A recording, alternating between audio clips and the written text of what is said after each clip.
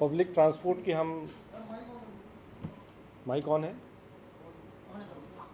Public transport की हम जब भी बात करते हैं तो आम आदमी पार्टी या सरकार का और माननीय सीएम अरविंद केजरीवाल जी का हमेशा ही सपना रहा है कि जिस प्रकार से क्रांतिकारी काम शिक्षा के क्षेत्र में हुआ, स्वास्थ्य के क्षेत्र में हुआ और काफ़ी जो अलग अलग डिपार्टमेंट्स में हुआ, उसी प्रकार से दिल्ली में भी world class public infrastructure create हो और उसी को आगे बढ़ाते हुए एक एमओयू आप कह सकते हैं, एक पार्टनरशिप आप कह सकते हैं, एक कोलैबोरेशन आप कह सकते हैं, IIIT दिल्ली के साथ ट्रांसपोर्ट डिपार्टमेंट दिल्ली गवर्नमेंट ने किया। हमारे साथ डायरेक्टर हैं प्रोफेसर अंजन बोस IIIT के, कमिश्नर ट्रांसपोर्ट आशीष कुंद्रा जी भी साथ में हैं। तो इस बेसिकली जो ये पार्टनरशिप है, इसका दिल्ली नॉलेज डेवलपमेंट फाउंडेशन के द्वारा 6.1 करोड़ की फंडिंग दी जाएगी। और ये जो सेंटर है, इस सेंटर का नाम रखा गया है सेंटर फॉर सस्टेनेबल मोबिलिटी।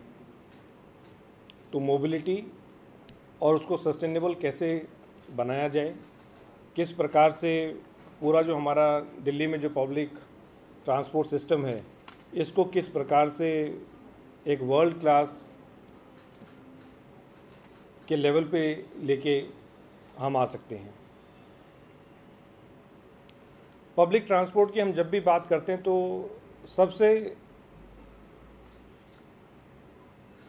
पिछले लगातार काफ़ी सालों से हर बार एक ही सवाल, चाहे वो मीडिया है चाहे पब्लिक है, एक सवाल ज़रूर पूछा जाता है कि जी बसें कब आ रही हैं।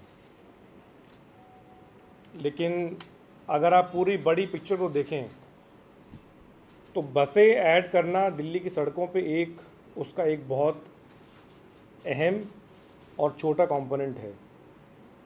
लेकिन किस प्रकार से हमारी बसें दिल्ली की सड़कों पे दौड़ेंगी, किस प्रकार से बसों की सर्विस मिल पाएगी, किस प्रकार से उन बसों की जानकारी पैसेंजर को मिल पाएगी, किस प्रकार से हम उन बसों को और रिलायबल हम बना सकेंगे, किस प्रकार से वो बसें सही टाइम पे आ रही हैं, उसकी जानकारी पैसेंजर को मिल पा रही है, नहीं मिल पा रही। जब तक इन चीज़ों को पैसेंजर तक, पब्लिक तक नहीं पहुंचाएंगे, मैं नहीं समझता कि हम पूरा हमारा जो ट्रांसपोर्ट सिस्टम है उसको हम वर्ल्ड क्लास कह सकते हैं। तो आज अगर हम बात करें सेंटर फॉर सस्टेनेबल मोबिलिटी, जो ये पार्टनरशिप है, तो कुछ चीज़ें आज हम प्रेजेंट की हल करेंगे और कुछ चीज़ें जो हमें फ्यूचर के लिए चाहिए होंगी उनको हम हल करेंगे।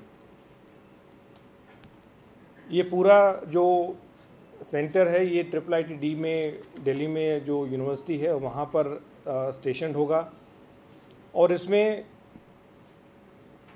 टेक्नोलॉजी और डेटा का किस प्रकार से हम उनको एनालाइज करके, किस प्रकार से उन पे रिसर्च करके हम ट्रांसपोर्ट सिस्टम को और किस प्रकार से बेहतर बना सकेंगे, इस पे लगातार काम किया जाएगा।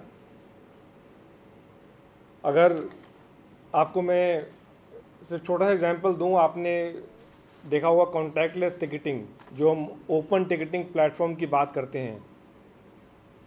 ये कुछ महीने पहले IIIT दिल्ली की कोलैबोरेशन के साथ ही पहली बार शायद देश में किस प्रकार से ETM पे ना रिलाई करके, कंडक्टर पे ना रिलाई करके किस प्रकार से पैसेंजर अपने मोबाइल से ही वो टिकट खरीद सकता है। ये एक सपना था जिसको साकार बनाया। ये IIIT दिल्ली के कोलैबोरेशन के साथ ही किया और आपको ये खुशी होगी जानकर कि आज लगभग डेली 70,000 जो टिकट्स हैं, 70,000 जो पैसेंजर टिकट्स खरीदते हैं वो कॉन्टैक्टलेस टिकटिंग से ही खरीदी जा रही हैं। और अगर हम पूरे टिकटिंग की बात करें तो लगभग ये 6% से ऊपर इसका, अगर हम परसेंटेज में बात करें तो 6% से ऊपर ये आंकड़े हैं। तो इसी प्रकार से ओपन ट्रांजिट डेटा, ये मैं बता रहा हूँ कि इस सेंटर में लगातार किस प्रकार से किन किन प्रोजेक्ट्स पे अध्ययन किया जाएगा, रिसर्च की जाएगी, और किस प्रकार से हम दोनों चीज़ों को इंटीग्रेट, एक तरफ हमारी टेक्नोलॉजी है, एक तरफ जो डेटा हमें मिलेगा उनको किस प्रकार से इंटीग्रेट करेंगे और पैसेंजर तक, पब्लिक तक हम पहुंचाएंगे। तो इसी प्रकार से ओपन ट्रांजिट डेटा, कुछ टाइम पहले जितनी भी हमारी क्लस्टर की बसें थी उनकी लोकेशन पैसेंजर अगर चाहे तो वो रियल टाइम लोकेशन देख सकते हैं। तो आज जितनी भी डीटीसी की और जितनी भी क्लस्टर की जो बसें हैं वो सारी हम रियल टाइम उनकी लोकेशन देख सकते हैं। जो ये ओपन ट्रांजिट डेटा है, इसका जो पूरा प्लेटफॉर्म किस प्रकार से बनेगा वो भी इसी सेंटर फॉर सस्टेनेबल मोबिलिटी है, इसके द्वारा क्रिएट किया जाएगा। जो भी स्टार्टअप्स हैं जो और ऐप बनाना चाहते हैं, जैसे आज अगर हम बात करें तो लगभग 7 अलग अलग app open transit data use करके वो उस पर रिसर्च कर रहे हैं। तो जितने भी और भी लोग अगर डीटीसी की बसों की लोकेशन देख के उनका जो ओपन ट्रांजिट डेटा है, अगर क्लस्टर की जो बसेस की लोकेशन के ऊपर उनको बेस बना के अगर कोई भी अगर ऐप बनाना चाहते हैं तो वो भी बना सकते हैं। रादर जितने भी इस प्रकार के इनोवेटिव जो आइडियाज़ हैं और स्टार्टअप्स हैं, मैं उनको इनवाइट करूँगा कि ओपन ट्रांजिट डेटा की जो फैसिलिटी है, जो पूरी रियल टाइम में बसों की जो लोकेशन इस सेंटर के द्वारा दी जाएगी, उसको बेस मान के अगर वो किसी प्रकार से अगर कोई इनोवेटिव आइडिया के ऊपर अपना ऐप बनाना चाहते हैं तो मैं उनका स्वागत करता हूँ। जितने भी हमारी इलेक्ट्रिक व्हीकल जो हमारी पॉलिसी है उसके द्वारा जितने भी हमारे इलेक्ट्रिक व्हीकल्स हैं और दिल्ली में जो भी चार्जिंग स्टेशन का पूरा जो इंफ्रास्ट्रक्चर क्रिएट होगा वो भी इसी सेंटर के द्वारा पूरा एक ऐप में इंटीग्रेट किया जाएगा, जिससे कि आप किसी भी अगर चार्जिंग स्टेशन की अगर लोकेशन आप जानना चाहते हैं, वो वेकेंट है, खाली है या ऑक्यूपाइड है, उसकी जो अवेलेबिलिटी है, इंफॉर्मेशन है, वो भी इसी सेंटर के द्वारा पूरा जो हमारा इलेक्ट्रिक व्हीकल जो एक ओपन डेटाबेस है उनकी लोकेशन के बेस पे वो पूरा ओपन होगा सबके लिए। उस पर भी अगर कोई रिसर्च करके अगर अपना कोई ऐप बनाना चाहते हैं तो उनका भी स्वागत है। ये सारी चीज़ें जो हमारा एक वन डेली ऐप है, ये सारी चीज़ें अवेलेबिलिटी, ये जितनी भी चीज़ें हैं, ये सारी integration eventually one daily app में होगा।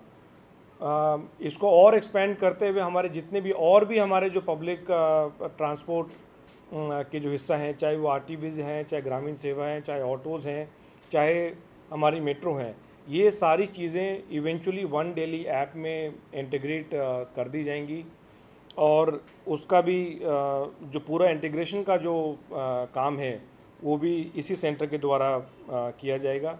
हमारे जितने भी अलग अलग बस क्यू शेल्टर्स हैं, इन पे जो पैसेंजर इंफॉर्मेशन सिस्टम जो लगने हैं उसका भी पूरा इंटीग्रेशन का काम भी इसी सेंटर के द्वारा किया जाएगा। इसके अलावा यही मेन जो पॉइंट्स हैं इस सेंटर फॉर सस्टेनेबल मोबिलिटी के, ये मुख्य जो हैं बिंदु रहेंगे। इसके अलावा और भी जितनी भी चीज़ें हैं, जैसे हम रूट रैशनलाइजेशन की बात करते हैं कि किस प्रकार से रूट और साइंटिफिक हों, किस प्रकार से और जहां पैसेंजर का लोड है आगे आगे बढ़ते हुए, जिस प्रकार से अगर आपने देखा होगा और जो डेवलप्ड नेशंस है वहाँ जो सिटीज़ हैं, अगर किसी रूट पे किसी कारण से पैसेंजर का लोड अगर बढ़ गया है तो ऑटोमेटिकली ज़्यादा बसें उस पर डाइवर्ट हो जाती हैं। ये हमारा अल्टीमेट गोल होगा। ये भी इन सभी चीज़ों का इंटीग्रेशन भी इसी सेंटर के द्वारा होगा। नए रूट्स हैं, कहाँ से पैसेंजर ज़्यादा हैं, कौन से बस स्टॉप्स या कौन से हमारे जो बस टर्मिनल्स हैं वो कौन से ज़्यादा यूज़ हो रहे हैं, ये सारा डेटा जो भी इकट्ठा डेटा होगा, चाहे वो ETMs के थ्रू है, चाहे गूगल मैप के थ्रू है, चाहे हमारा जो GPS का डेटा है उसके थ्रू है, ये सारा इंटीग्रेशन और इसके ऊपर जो रिसर्च और एनालिसिस होगा वो इस सेंटर के द्वारा किया जाएगा। मुझे पूरी उम्मीद है कि जो माननीय सीएम अरविंद केजरीवाल जो सपना है कि दिल्ली को भी एक वर्ल्ड क्लास ट्रांसपोर्ट इंफ्रास्ट्रक्चर दिया जाए, मैं समझता हूँ अगर हम भविष्य की बात करें, अगर फ्यूचर की बात करें, तो आज उसकी नींव, उसकी हमने फाउंडेशन हमने रख दी है। और मुझे पूरी उम्मीद है कि दिल्ली सरकार, ट्रांसपोर्ट डिपार्टमेंट और इस centre for sustainable mobility IIIT के द्वारा हम बहुत बढ़िया और अच्छी चीज़ करेंगे। मैं प्रोफेसर डॉक्टर बोस को इनवाइट कर रहा हूँ, अगर आपके कुछ सवाल हैं तो आप उनसे भी पूछ सकते हैं।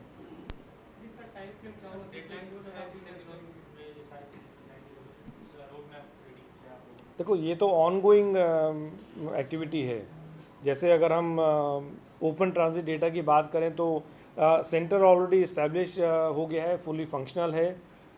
उसके लिए काफ़ी बड़ी जगह जो है वो IIIT में ऑलरेडी एक्सक्लूसिवली इस काम के लिए ऑलरेडी वहाँ डेडिकेट कर दी गई है। जिस प्रकार से आगे आगे काम बढ़ेगा उसी प्रकार से टीम भी बड़ी होती जाएगी।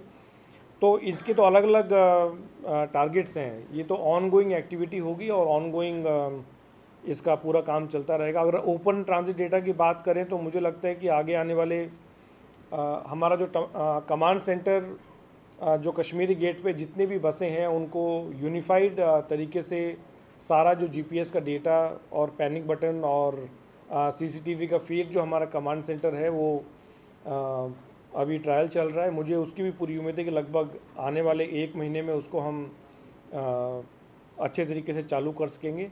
तो मुझे पूरी उम्मीद है कि ओपन ट्रांजिट डेटा की अगर हम बात करें तो आगे आने वाले 1 से 1.5 महीने में वो सभी अच्छे तरीके से उसको हम लागू कर दिया जाएगा।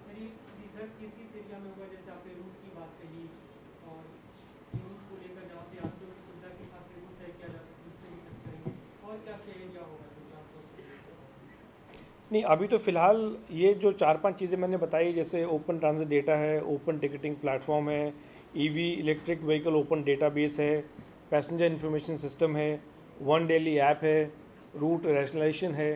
ये जो चीज़ें कुछ इंपॉर्टेंट जिससे कि अगर हम इन सब चीज़ों को इंटीग्रेट कर दें और ये सारी चीज़ें इन्फॉर्मेशन अगर पैसेंजर को, पब्लिक को, आप कहीं किसी बस क्यू शेल्टर पे, किसी बस स्टॉप पे खड़े हैं, अगर आपको real time data, reliable data अगर ये मिल जाए कि भाई मेरा नियरेस्ट बस कितनी दूर है, मेरा नियरेस्ट मेट्रो स्टेशन कितनी दूर है, मेट्रो कितनी देर में वहाँ पे आएगी, तो ये सारी चीज़ें उसी तरफ हम लगातार प्रोग्रेस कर रहे हैं। और ये आपसे समझना चाहेंगे क्योंकि गूगल पर जब हम सर्च करते हैं तो ये सारा दिल्ली ट्रांसपोर्ट डिपार्टमेंट का ये सारा डेटा वहाँ पर मौजूद होता है। आप लोग इस पर कैसे काम करेंगे, क्योंकि आप क्या एक्सक्लूसिव जानकारी उस पर दे पाएंगे? पहली बात तो है कि ये बिल्कुल real time on the ground data के बेसिस पे होगा और दिल्ली स्पेसिफिक है। पहली बात तो ये। सेकेंडली, ये हमारे बसों पे है, हम जो अपने पैसेंजर्स का रियल टाइम उनका जो टिकटिंग प्रोवाइड कर रहे हैं, end to end solution provide कर रहे हैं, चाहे वो बस हो, right up to the metro station, last mile stop तक हम ये डेटा प्रोवाइड कर रहे हैं। तो ये जो पैसेंजर संतुष्टि जो है वो ध्येय में रख के किया जा रहा है, एंड टू एंड सोल्यूशन देने के। सर ने तो कैलाश जी ने बताया ही कि ऐसे प्रोसेस होगा, ये चला, आप कहाँ से काम शुरू कर रहे हैं और कहाँ तक ले जाके खत्म करेंगे, उसके बारे में एक बार बता दीजिए। बिल्कुल, तो काम काफ़ी हो चुका है। 6700 बसेस में ऑलरेडी हम लोगों ने इसका इम्प्लीमेंटेशन कर दिया है और ऑन द ग्राउंड इसको टेस्ट किया जा रहा है और फीडबैक के आधार पर इसको सुधार किया जा रहा है।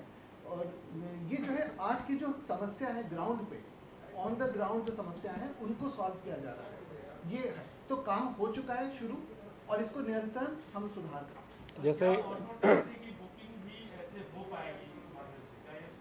बिल्कुल, मैं उसी तरफ मेरा संकेत उसी तरफ था, मैंने कहा नहीं इतने क्लियर शब्दों में, लेकिन हम जब इंटीग्रेशन की बात करते हैं तो वो पूरा जो पब्लिक ट्रांसपोर्ट सिस्टम दिल्ली का है उसको किस प्रकार से इंटीग्रेट किया जाए ताकि जो पैसेंजर है उसके पास उसके मोबाइल पे एक ही ऐप के द्वारा हर चीज़ का फीडबैक, हर चीज़ की इन्फॉर्मेशन, हर चीज़ की लोकेशन जो है वो उसको उसके एक ऐप के द्वारा जो मिल जाए, यही हमारा अल्टीमेट गोल है ताकि पूरा जो एक्सपीरियंस है पब्लिक ट्रांसपोर्ट को यूज़ करने का, उसको हम कैसे और बढ़िया, बेहतर, कंफर्टेबल और रिलायबल उसको हम बना सकें। जी मेरा सवाल था कि कई बार डीटीसी की बस के जो ड्राइवर हैं वो स्टैंड पे नहीं रुकते हैं और 2-2, 3-3 लेन में किसी दिन को होते हुए चलते हैं, क्या इस ऐप से कोई इसकी मदद मिल सकेगी या इसकी कुछ अलग से? हर बस क्यू शेल्टर की जियो फेंसिंग की जा रही है। जियो फेंसिंग मतलब उसको मैप पे, नक्शे पे एक कोऑर्डिनेट के द्वारा उसको चिन्हित किया जा रहा है कि भाई ये बस क्यू शेल्टर है। तो जो हमारी बस है वो हमारी जो बस बे में रुकनी चाहिए, जो उसकी डेजिग्नेटेड जगह है। अगर उसके बियॉन्ड अगर वो बस रुक रही है तो फिर इसी सेंटर के द्वारा और हमारा जो कमांड सेंटर है उसके द्वारा हम ये पता लगा सकते हैं कि इस बस को इस लोकेशन पे रुकना था, लेकिन इस लोकेशन पर ना रुक के वो 100 मीटर पहले या 50 मीटर पहले रुकी है। तो उसका भी पूरा एक खाका तैयार किया जा रहा है, किस प्रकार से हम ड्राइवर्स को सेंसिटाइज़ करेंगे, पहले उनको बताएंगे दोबारा। हालांकि ड्राइवर्स को तो ये चीज़ पता होनी चाहिए, लेकिन उस ड्राइव को चलाने से पहले पूरा बढ़िया तरीके से ड्राइवर्स को, कंडक्टर्स को भी सेंसिटाइज़ किया जाएगा कि भाई अगर हमें पैसेंजर का सफ़र बढ़िया बनाना है तो बस जो है वो बस बे में रुकनी चाहिए। उसके बाद भी अगर हमें लगता है कि कुछ इम्प्रूवमेंट नहीं है, आज के दिन तो हमारे पास कोई उस प्रकार का इंस्ट्रूमेंट नहीं है कि ये पता लगा सकें कि ये बस, ये तो सिर्फ हमें पैसेंजर से या जैसे मीडिया वाले जो बंधु हैं उनसे पता चलता है। लेकिन उसके बाद electronically we will have data कि ये बस जो है इसको यहाँ रुकना था और ये नहीं रुकी। सर, जिस तरीके से केसेस बढ़ रहे हैं, पब्लिक ट्रांसपोर्ट में लोग नॉर्म्स फॉलो नहीं कर रहे हैं, तो क्या फिर से कैपिंग की बात चल रही है? बसेस में लिमिट तय करने की बात की 2 लोग बैठेंगे? कैपिंग तो ऑलरेडी है, आपने कैपिंग करी है कि सीट पर? स्टैंडिंग तो अलाउड है ही नहीं फिलहाल। अच्छा, आप कह रहे हैं कि नहीं, उसके नहीं देखिए, ये सारी चीज़ें जिस अगर सपोज केस और बढ़ेंगे तो फिर तो जो भी अगर कदम पहले उठाए थे वो दोबारा उठाने की ज़रूरत है। लेकिन जैसे कि सीएम साहब ने भी कहा कि हमारा कोई उस प्रकार का उस तरफ कठोर कदम उठाने का कोई अभी विचार नहीं है, लेकिन अगर सिचुएशन डिमांड्स तो जो भी करना होगा।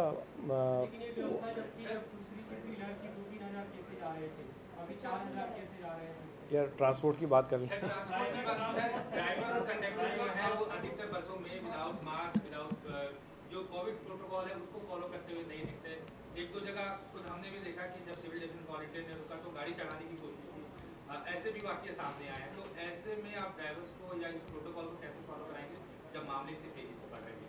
आई थिंक एक उस प्रकार से एक इन्फोर्समेंट ड्राइव कमिश्नर ट्रांसपोर्ट यहीं मौजूद हैं।